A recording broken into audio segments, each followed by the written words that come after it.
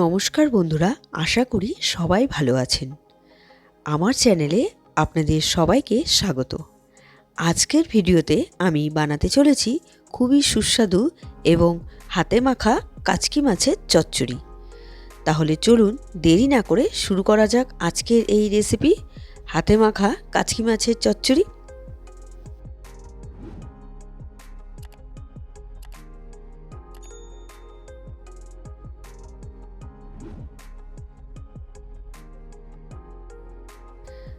আমি যেহেতু হাতে মাখা কাচকি মাছের চচ্চড়ি বানাবো কড়াইতে, সেজন্য কড়াইতেই নিয়ে নিয়েছি, কিন্তু গ্যাসটা অন করিনি।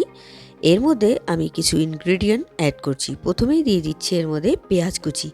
এখানে দুটো পেঁয়াজ কুচি আছে।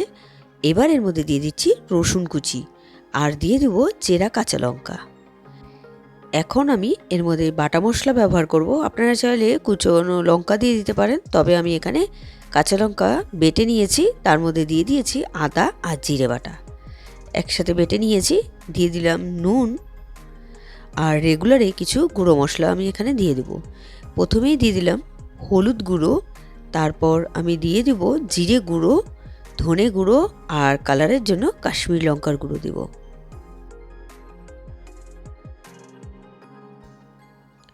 এবার এর মধ্যে দিয়ে দিচ্ছি কাঁচা সর্ষের তেল। এবার সর্ষের তেল দিয়ে আমি মাছটাকে মেখে নিচ্ছি। মাছটা মাখা হয়ে গিয়েছে। এবার হাতে কষে সামান্য পরিমাণ জল দিলাম আর দিয়ে দিলাম এর মধ্যে ধনেপাতা কুচি। এবার গ্যাসটা অন করে দিয়েছি আর গ্যাসের ফ্লেমটা মিডিয়াম টু লোতে রেখে আমি ঢেকে দিয়েছি।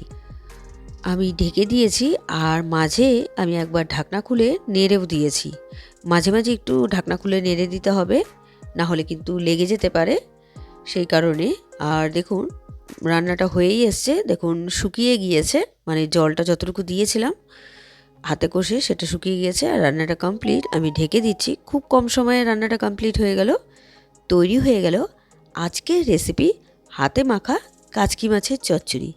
আজকের এই রেসিপিটি আপনাদের কেমন লেগেছে অবশ্যই কমেন্ট করে জানাবেন। রেসিপিটি যদি আপনাদের ভালো লেগে থাকে তাহলে ট্রাই করার অনুরোধ রইল। আর ভিডিওটি ভালো লাগলে like, comment, share and subscribe করতে ভুলবেন না। বাই।